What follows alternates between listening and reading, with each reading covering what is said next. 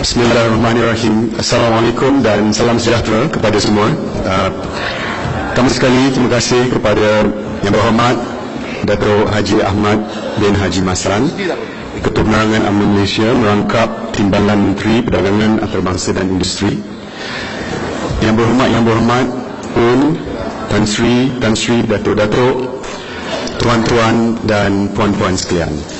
Pertama sekali saya ingin mengucapkan ribuan terima kasih kerana tuan-tuan dan puan-puan sudi hadir pada pagi Sabtu ini untuk bersama kita memberi penerangan mengenai 1MDB atau 1MDB dan juga untuk membuat sesi soal jawab.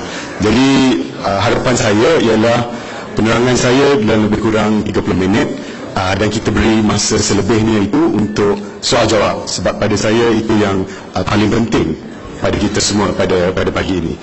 Jadi di dalam taklimat tersebut saya akan memberi pertama sekali latar belakang mengenai 1MDB, bagaimana ditubuhkan, kenapa ditubuhkan, apa langkah-langkah yang telah diambil setelah penubuhan 1MDB, di mana saya akan membincangkan sedikit mengenai projek-projek strategik yang telah dilaksanakan oleh 1MDB.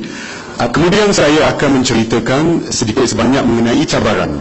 Apakah cabaran yang dihadapi oleh 1MDB, apakah masalah perniagaan 1MDB, dan kami akan memberi apakah penyelesaian, solution terhadap masalah perniagaan dan cabaran tersebut. Dan kemudiannya kita akan pergi ke sesi soal jawab. Jadi boleh saya minta penurunan lampu sedikit supaya slide itu dapat dilihat.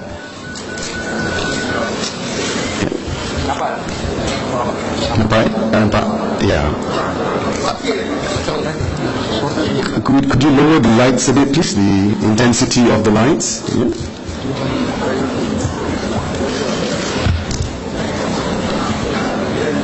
Jadi 1MDB ini ditubuhkan pada tahun 2009 sebagai syarikat pembangunan strategik yang dimiliki 100% oleh Kerajaan Malaysia. Jadi ini satu perkara yang penting. 1MDB bukan syarikat swasta. 1MDB merupakan syarikat milik penuh Kerajaan Malaysia. Idea di sebalik 1MDB ini adalah untuk menjadi pemangkin atau catalyst dan juga untuk melaksanakan idea dan sumber pertumbuhan yang baru untuk Malaysia, di mana kita dapat memacu pertumbuhan ekonomi yang mampan dan juga untuk menggalakkan kemasukan pelaburan langsung asing atau FDI, Foreign Direct Investment. Jadi itu objektif di sebalik 1MDB apabila ditubuhkan pada tahun 2009 sebagai syarikat strategik yang dimiliki sepenuhnya oleh kerajaan. Di samping itu, 1MDB juga melaksanakan pelbagai aktiviti tanggungjawab sosial korporat di dalam bidang kesihatan, di dalam bidang pendidikan dan juga di dalam bidang komuniti, tidak mengira bangsa, agama dan sebagainya. Jadi kesemua aktiviti CSR atau tanggungjawab sosial korporat 1MDB adalah untuk semua rakyat Malaysia di dalam bidang kesihatan, pendidikan dan juga komuniti. Tadbir urus 1MDB telah banyak diperkatakan oleh pelbagai pihak. Apa yang penting ialah dari segi undang-undang, pengurusan tertinggi membuat cadangan kepada badan lembaga pengarah dan badan lembaga pengarah mendapat kebenaran daripada pemegang saham, dan pemegang saham 1MDB ialah MKD atau Minister of Finance Incorporated, ya, Menteri Kementerian diperbadankan, ya, MKD. Jadi kerajaan Malaysia memiliki 100% saham 1MDB. Lembaga pengarah membuat keputusan di atas cadangan yang diberi oleh pengurusan tertinggi. Memang benar dan memang betul bahawa 1MDB ada lembaga penasihat, tetapi tugas mereka hanya untuk menasihat dan bukannya untuk membuat keputusan. Struktur modal 1MDB, yang ini suatu perkara yang penuh dengan kontroversi yang kita akan bincang selepas ini, ialah dengan menggunakan equity daripada kerajaan sebanyak 1 juta, tetapi 1MDB juga mendapat manfaat dan faedah daripada jaminan kerajaan dan surat sokongan kerajaan sebanyak 18 bilion ringgit. Kerajaan juga telah memindahkan tanah dengan harga yang nominal kepada 1MDB, tetapi itu tidak menghairankan kerana 1MDB 100% dimiliki kerajaan. Untuk melaksanakan program perniagaan dan bisnes, 1MDB telah menjana dana melalui pasaran hutang. Dan sebagaimana tuan-tuan dan puan-puan tahu, hutang 1MDB adalah sebanyak 42 bilion ringgit pada 31 Mac 2014. Jadi persoalannya, kenapa menggunakan hutang? Why use debt and not use equity? Jawapannya mudah, tuan-tuan dan puan-puan. Apabila kita berhutang, apabila kita mengambil hutang, wujudnya suatu disiplin. Hutang itu perlu dibayar, faedah perlu dibayar, dan prinsipal perlu dipulangkan pada tarikh yang ditetapkan.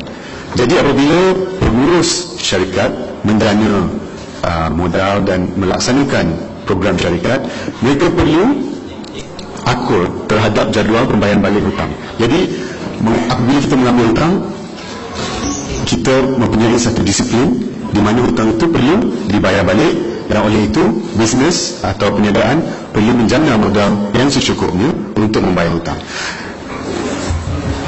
Kaedah kedua ialah untuk membenarkan dana kerajaan digunakan untuk projek-projek pembangunan seperti pembinaan hospital, sekolah, jalan raya dan sebagainya. Jadi tidak salah untuk menggunakan hutang, tetapi apa yang penting ialah pembayaran hutang itu mestilah mengikut jadual. Dan pada masa itu di 1MDB, kaedah untuk membayar balik hutang tersebut ialah berlandaskan penjanaan wang daripada aset. Jadi 1MDB telah mengambil hutang untuk membeli aset, dan untuk membayar balik hutang tersebut 1MDB hendaklah menjual aset mengikut jadual pembayaran hutang. Dan untuk membuktikan kepada tuan-tuan dan puan-puan apa yang saya telah katakan, kita boleh melihat garis masa di mana aset dan hutang telah diambil oleh 1MDB. Jadi maknanya 42 bilion itu tidak daripada hari pertama. Pada permulaannya 1MDB telah mengambil hutang sebanyak 5 bilion ringgit pada tahun 2009, dan amount atau jumlah hutang tersebut bertambah setiap kali 1MDB menjana atau mengambil balik aset baru. Dan amount hutang itu meningkat secara mendadak apabila 1MDB membeli stesen jana kuasa elektrik atau IPP, stesen jana kuasa bebas, pada tahun 2012 dan 2013. Jadi hutang tersebut dijana apabila aset dibeli. That is the link yang penting. So sama macam katakanlah tuan-tuan dan puan-puan beli rumah atau beli kereta, katalah rumah itu harganya RM100,000 dan kita mengambil pinjaman bank sebanyak RM90,000. Jadi tak lain dan tak bukan dalam situasi di 1MDB. Tapi bila kita beli rumah, cara kita bercakap, saya telah membeli rumah untuk nilai RM100,000. Kita tak ada pula bercakap, saya mengambil hutang RM90,000 untuk membeli rumah. Jadi dalam kes 1MDB ini sama seperti itu. 1MDB mengambil hutang untuk membeli aset, dan dapat dilihat bahawa aset 1MDB melebihi hutang 1MDB. Jadi itu modal perniagaan dan struktur pembiayaan modal 1MDB. Dan jika kita faham perkara ini, maknanya kita dapat melihat kenapa cabaran 1MDB pada masa ini ialah sebenarnya cabaran atau masalah perniagaan dan bukan perkara lain. Ya? Soalan seterusnya ialah, ke mana pergi 42 bilion itu? Dan di dalam media sosial, di dalam percakapan oleh pihak pembangkang dan juga beberapa pemimpin yang mungkin tidak sehaluan dengan kerajaan pada masa ini telah memberi banyak cerita di mana perginya 42 bilion ini. Dan tuan-tuan dan puan-puan, pada pagi ini saya hendak memberi jawapan yang menyeluruh mengenai penggunaan dana hutang 42 bilion tersebut. Jadi kalau kita lihat, penggunaan yang terbesar hutang ialah apabila 1MDB membeli stesen jawatankuasa elektrik daripada 3 syarikat swasta. Pertamanya syarikat Powertech, keduanya syarikat CLPP dan ketiganya syarikat Jima. Dengan pembelian stesen jawatankuasa tersebut, 1MDB telah mengambil hutang lebih kurang 12 bilion ringgit dan telah mewarisi hutang di dalam syarikat tersebut sebanyak 6 bilion ringgit. Jadi 18 bilion ringgit hutang hanya berlaku apabila 1MDB membeli syarikat tersebut. Daripada syarikat tersebut, 1MDB menjana revenue sebanyak 5 bilion ringgit setahun. Hutang 18 bilion, tetapi duit masuk tiap-tiap tahun 5 bilion ringgit. Jadi bernaslah untuk keputusan tersebut. Yang keduanya, 1MDB telah mengambil alih hartanah daripada kerajaan Malaysia. Tanah di TRX, tanah di Bandar Malaysia. Tanah di Air Hitam atau di Pulau Pinang telah dibeli daripada syarikat swasta sebanyak 1.1 bilion ringgit. Itu adalah kos pembiayaan pembelian tanah. Yang ketiganya, kos keuangan, di mana 1MDB telah setelah mengambil begitu banyak hutang, untuk membayar hutang tersebut, 1MDB telah menggunakan sebahagian daripada hutang baru untuk membayar kos faedah. Dan di sinilah mulanya sebahagian daripada masalah 1MDB. Tapi kita nak ceritakan selepas ini. Dan yang keempat ialah dana pelaburan, di mana sementara menunggu penggunaan dana tersebut, 1MDB telah melaburkan dana di dalam beberapa dana atau funds yang dipegang dalam bentuk unit atau fund unit. Jadi keseluruhan tersebut adalah akan menunjukkan di mana perginya 42 bilion tersebut. Maknanya 42 bilion ringgit ini tidak hilang, seperti mana telah diperkatakan oleh beberapa pihak pembangkang dan juga beberapa pihak yang tidak sehaluan dengan kerajaan. Yang keduanya, hutang telah digunakan untuk menjana aset. Kalau tidak ada aset, tidak akan ada hutang. Ini penting. Dan yang ketiganya, 1MDB telah membayar kesemua hutang apabila tiba masanya, sama ada faedah, interest ataupun principal.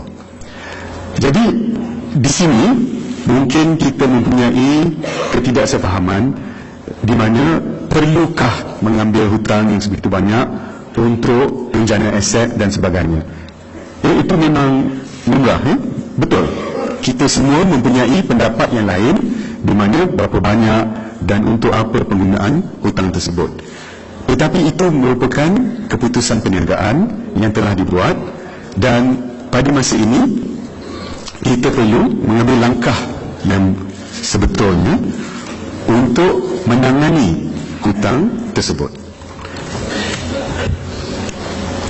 Untuk memberi gambaran kepada tuan-tuan dan puan-puan mengenai penggunaan dana 42 bilion tersebut, pertama sekali 1MDB telah mengambil alih tanah yang sekarang ini akan dibangunkan Tun Razak Exchange. Ia akan menjadi hub keuangan dan ekonomi antarabangsa dengan pengkhususan di dalam bidang Islamic Finance. Kawasannya sebanyak 70 ekar dan gross development value atau anggaran daripada pembinaan dan pelaksanaan projek di TRX akan mencecah 40 bilion ringgit. Dan 1MDB apabila mendapat tanah tersebut daripada kerajaan Malaysia telah mengambil tanggungjawab untuk melaksanakan infrastruktur sebanyak 3 bilion ringgit.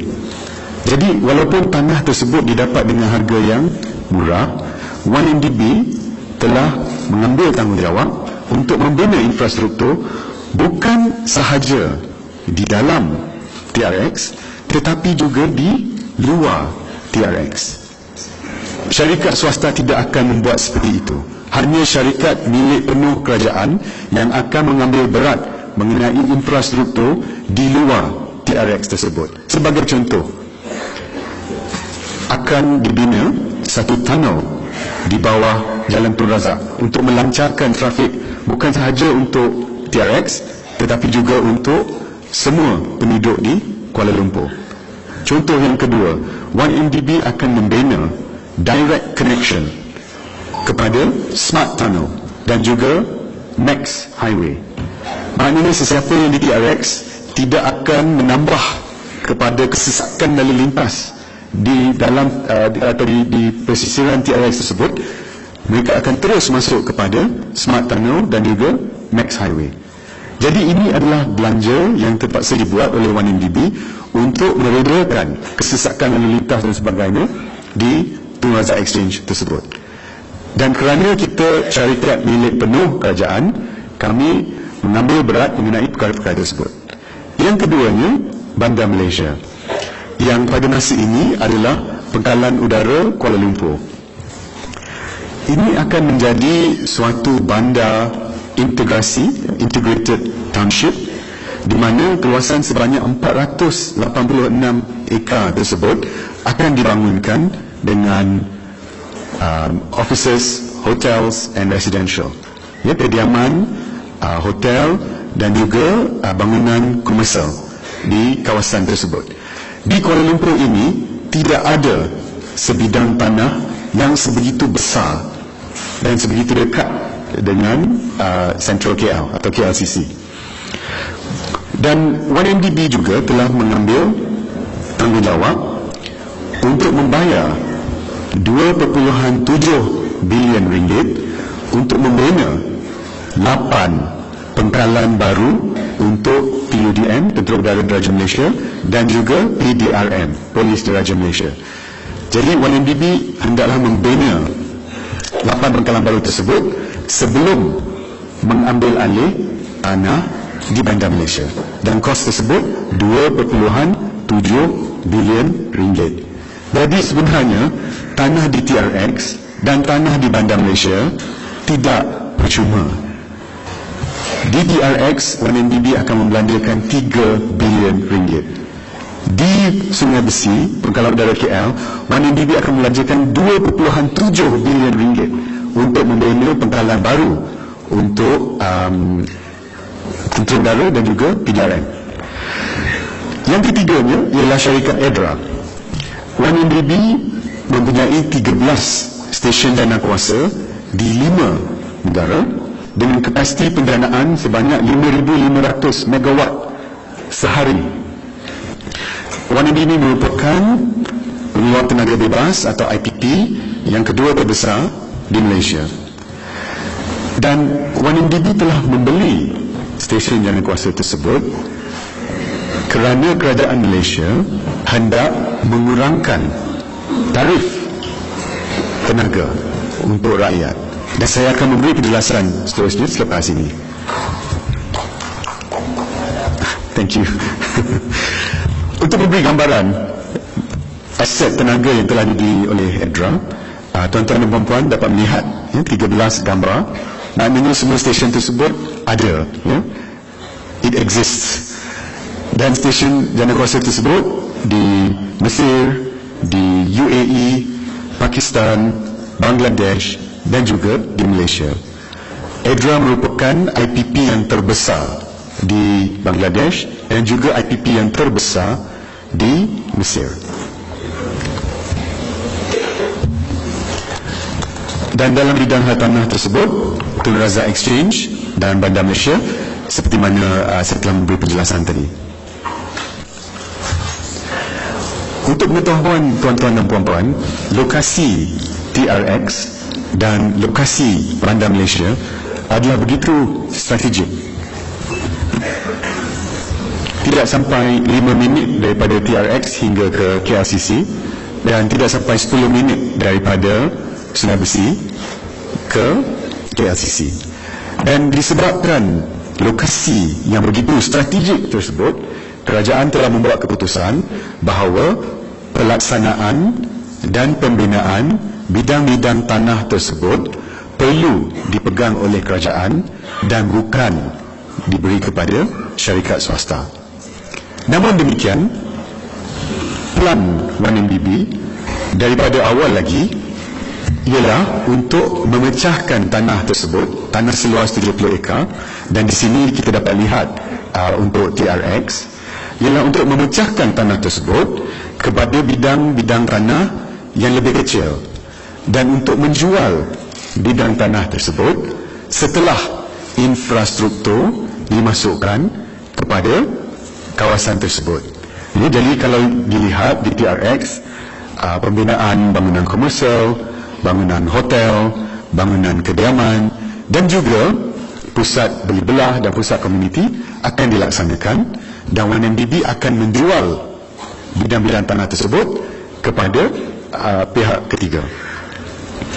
Yang pentingnya di TRX tersebut akan terdapat stesen MRT yang terbesar di Kuala Lumpur, di mana line 1 dan line 2, line 1 dan line 2 MRT akan bertemu di TRX, dan juga 23% daripada tapak TRX tersebut akan menjadi taman dan kawasan awam. Dan kalau tuan-tuan dan puan-puan lihat, pemaju swasta tidak akan menjalankan kerja tersebut. Pemaju swasta tidak akan menaik taraf infrastruktur jalan Tun Razak dan connection kepada MAX dan Smart Highway seperti mana yang dilaksanakan oleh kerajaan. Dan ini yang penting untuk kita faham. Seterusnya di Bandar Malaysia, insya-Allah jika pelan induk dapat dilaksanakan, tuan-tuan dan puan-puan dapat melihat bagaimana indahnya dan bagaimana dirancang kawasan Bandar Malaysia ini. Pada pertamanya, ia merupakan hub transportasi di mana apabila high speed railway atau HSR daripada Singapura hingga Kuala Lumpur, terminus HSR tersebut akan berada di Bandar Malaysia. Dan oleh kerana Bandar Malaysia dirancang secara induk oleh kerajaan, kami telah memberi ruang untuk MRT, ERL, Express Rail Link kepada KLIA, KTM Commuter, BRT, Bus Rapid Transit, dan juga highway yang akan berdekatan dengan Bandar Malaysia ataupun Lebuh Raya.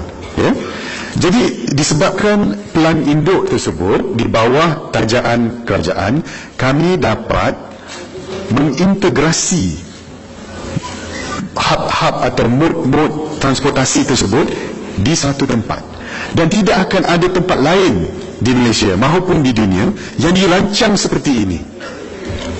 Pihak swasta tidak akan melihat atau mengambil berat mengenai perkara-perkara tersebut, tetapi kerajaan mengambil berat. Adalah penting untuk pembangunan bandar Malaysia tersebut bahawa kita mempunyai ruang yang begitu luas untuk kawasan awam. Tuan-tuan dan puan-puan dapat lihat di pertengahan tersebut, itu semua adalah kawasan awam untuk kebaikan semua. Dan di sini adalah contoh-contoh pembinaan pengkalan dan kemudahan baru untuk TUDM dan juga PDRM. Terdapat 8 lokasi di seluruh negara. Di sini kami ada menunjukkan 6 gambar di Kajang, di Kuantan, Sendayan dan juga di Subang. Jadi tuan-tuan dan puan-puan dapat lihat apa yang sedang dilaksanakan oleh 1MDB, dan apabila siap kem-kem baru tersebut, barulah 1MDB akan mendapat kebenaran untuk menggunakan tanah di Bandar Malaysia. Jadi kita dapat melihat daripada beberapa minit yang lalu bahawa objektif 1MDB ialah untuk menjadi pemangkin, untuk membuat perkara baru, untuk membawa masuk pelaburan luar atau pelaburan luar negara. Dan asas yang digunakan atau struktur modal yang digunakan ialah melalui hutang. Dan hutang itu diambil untuk mewujudkan disiplin, dan yang keduanya untuk membenarkan modal atau dana kerajaan digunakan untuk perkara lain.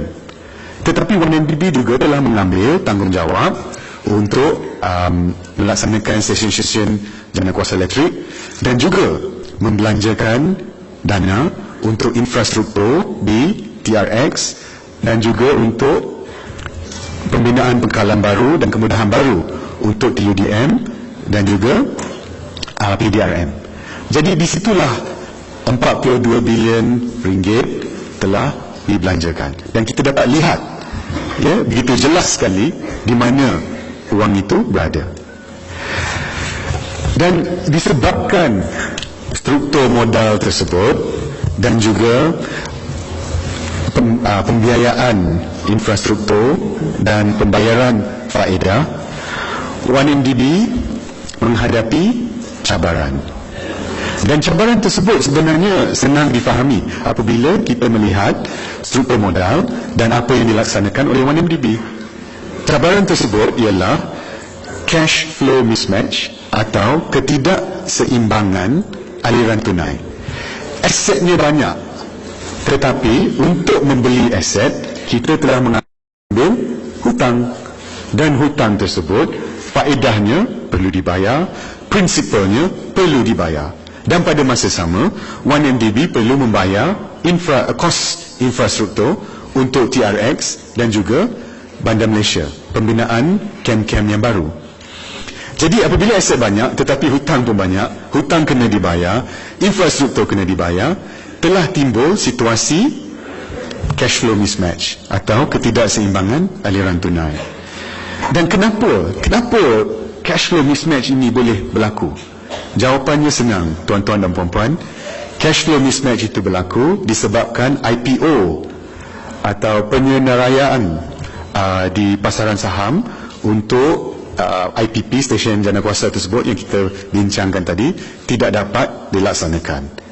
Dan kita perlu mengambil cabaran tersebut disebabkan faktor-faktor dalaman dan juga faktor-faktor luaran. Dan saya akan menyatakan lebih lagi apabila kita membuat sesi soal jawab tersebut. So benda itu tidak berlaku, IPO itu tidak berlaku, dan apabila IPO itu tidak berlaku, timbulnya masalah cash flow mismatch. Itu jawapannya, tuan-tuan dan puan-puan. Kerajaan telah melihat cabaran tersebut pada awal lagi, dan pada bulan Disember 2014, sebulan selepas IPO tersebut ditunda, jadi dalam masa sebulan apabila cabaran itu timbul, kerajaan telah mengambil keputusan untuk membawa saya masuk. Pada masa itu saya masih di Abu Dhabi, makan kebab dan saya telah dipanggil disebabkan latar belakang saya, di mana saya telah melaksanakan beberapa program penstrukturan semula, restructuring, dan juga pembaikan atau pembaik pulihan syarikat di Timur Tengah. Saya telah dijemput untuk bertemu dengan lembaga pengarah 1MDB, di mana saya telah menyatakan apa masalah tersebut dan apa cadangan penyelesaian. Jadi alhamdulillah pada bulan Februari tahun ini hasil kajian strategik telah dikeluarkan oleh 1MDB, dan setelah itu pada bulan Mei 2015 pelan rasionalisasi atau rationalization telah dibentangkan kepada kabinet, dan alhamdulillah sekali lagi menteri-menteri kabinet telah memberi sokongan terhadap penyelesaian tersebut, dan insya-Allah dalam penghujung tahun ini hutang 1MDB akan dikurangkan secara mendadak. Dan saya akan ceritakan sebentar lagi bagaimana kita akan manfaatkan. Tetapi pada masa sama, banyak persoalan telah timbul pada bulan Februari dan juga bulan Mac tahun ini. Sama ada melalui Sarawak Report atau pendedahan daripada Sarawak Report, melalui beberapa cerita yang telah dikeluarkan oleh The Edge, akhbar The Edge, dan juga Malaysia Kini dan Malaysian Insider dan sebagainya, yang telah membuat pelbagai tomahan dan ketidakbetulan terhadap 1MDB. Dan pihak kerajaan perlu mengambil berat perkara ini, dan tuan-tuan dan puan-puan mungkin tidak menyedari, tetapi cerita-cerita tersebut yang telah dibuat tanpa bukti telah dibuat di dalam pertengahan bulan Februari dan awal bulan Mac. Saya pasti tuan-tuan dan puan-puan dapat ingat lagi. Pada 4 hari bulan Mac, tidak sampai 3 minggu tomahan tersebut dibuat, tidak sampai 3 minggu. Pada 4 hari bulan Mac, Jemaah Menteri atau Kabinet telah memutuskan bahawa Jabatan Audit Negara perlu dibawa masuk untuk membuat penyiasatan menyeluruh mengenai 1MDB. Tidak sampai 2 atau 3 minggu, tomahan tersebut dibuat. Jemaah Menteri telah memutuskan untuk mengambil tindakan segera.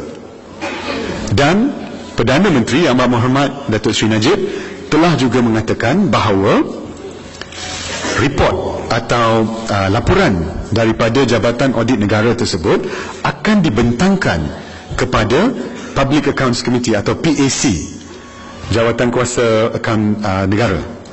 Dan PAC ini mempunyai ahli-ahli daripada pihak pembangkang dan juga pihak kerajaan. Jadi kerajaan begitu telus dan begitu cepat di dalam 3 minggu cerita-cerita tersebut keluar untuk melaksanakan siasatan, dan juga secara telus dan terbuka mengatakan bahawa laporan yang keluar akan dibentangkan kepada PAC. Dan seterusnya, beberapa agensi kerajaan juga telah memulakan penyiasatan, sama ada Bank Negara, Suruhanjaya Pencegah Rasuah, Jabatan Audit Negara, Polis Diraja Malaysia dan Jawatan Kuasa Kira-kira Negara. Jadi tuan-tuan dan puan-puan, pada masa ini 1MDB adalah syarikat yang paling disiasat di Malaysia. Tidak pernah ada satu pun syarikat di Malaysia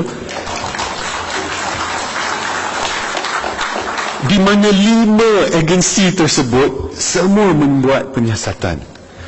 Dan kami pada masa ini adalah buku terbuka. We are an open book. Tetapi untuk membaca buku terbuka, perlulah minda yang terbuka.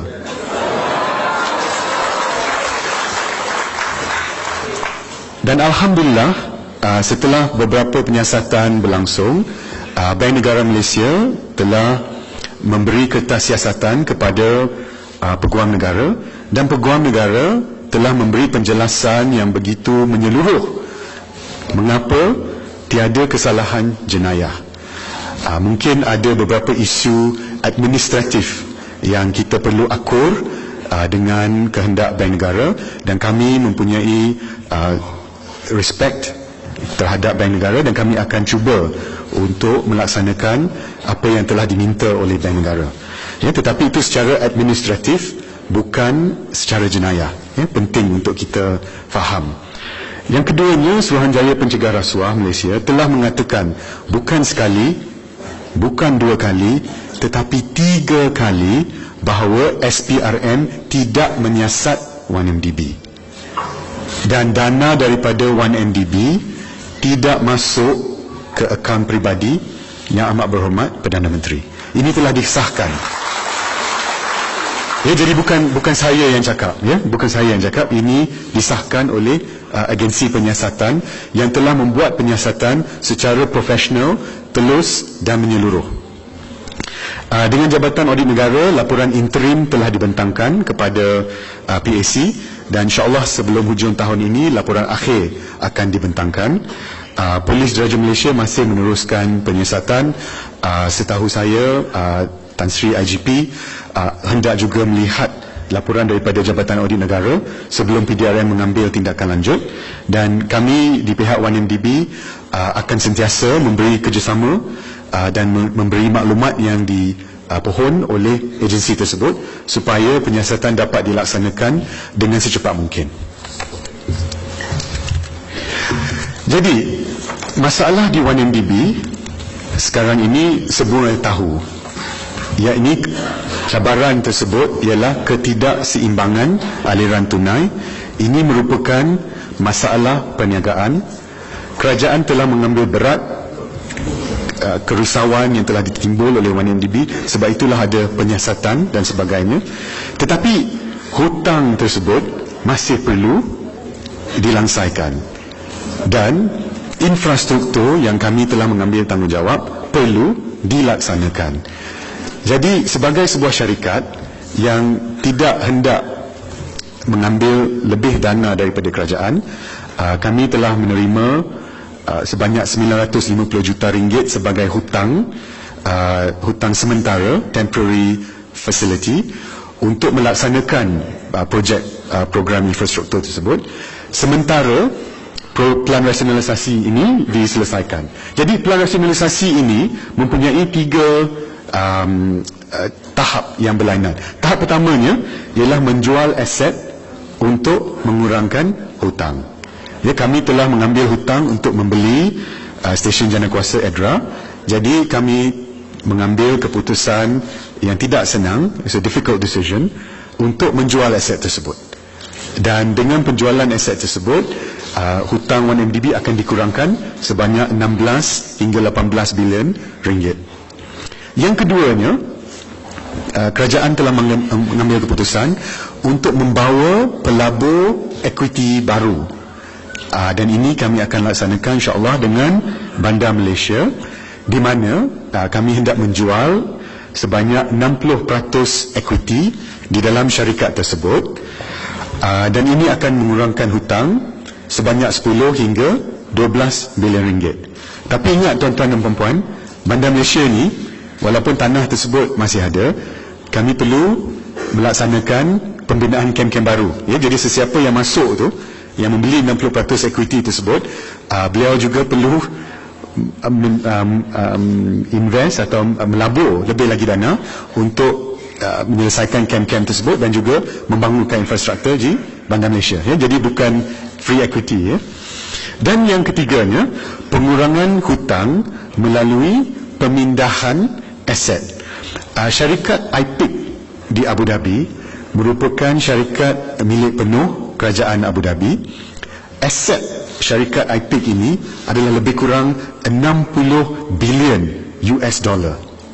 Ya, maknanya syarikat itu syarikat begitu besar dan mempunyai credit rating atau pentarafan kreditnya AA, ya, 2A, maknanya lebih tinggi daripada kerajaan Malaysia. Jadi IPIC ini telah memberi sokongan melalui garanti kepada beberapa hutang yang telah diambil oleh 1MDB. Dan penyelesaian bersama IPIC tersebut ialah 1MDB telah memberi dana USD kepada IPIC untuk garanti tersebut, dan kami akan memindahkan deposit tunai tersebut bersama dengan fund unit kepada IPIC, dan IPIC akan mengambil alih hutang.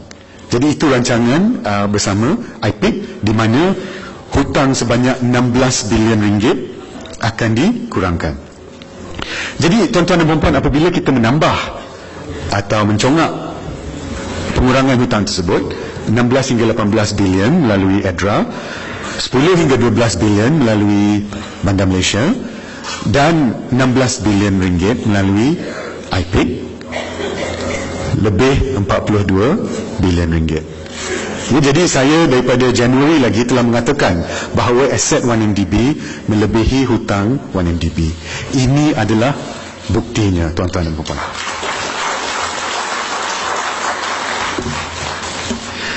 Selepas plan rasionalisasi, what do we have? Apa yang akan tinggal? Pihak pembangkang suka bercerita bahawa semua aset akan dijual dan semua hutang akan dilansaikan. Jadi kerajaan akan rugi sebab dulunya tanah kepunyaan kita, tetapi sekarang kita dah jual. untuk bayar balik hutang. Itu tidak benar sama sekali. Tuan-tuan dan puan-puan dapat lihat bagaimana jemaah menteri kami, kabinet, yang telah diberi penerangan yang begitu menyeluruh daripada Datuk Seri Husni, bukan sekali tetapi 5 kali paling kurangnya, mengenai pelan rasionalisasi tersebut. Aset yang masih kami miliki, sama ada 1MDB ataupun Kementerian Keuangan, pertama sekali baki 40% Bandar Malaysia, di mana nilai tersebut 4 hingga 5 bilion ringgit. Keduanya, TRX masih kepunyaan kami, walaupun kami telah menjual tanah pada tahun ini untuk membayar hutang dan membina infra. Baki tanah di TRX tersebut adalah di dalam 5 hingga 6 bilion ringgit. Itu masih kepunyaan kami. Dan yang ketiganya, kami mempunyai tanah di Air Hitam sebanyak 1 bilion dan juga di Pulau Indah sebanyak 300 bilion. Jadi jumlah aset yang masih kepunyaan 1MDB ataupun dengan Kementerian Keuangan ialah 10 hingga 12 bilion ringgit. Tuan-tuan dan puan-puan sekalian. Jadi saya berharap message ini adalah jelas. Di sinilah rancangan kami. This is our plan.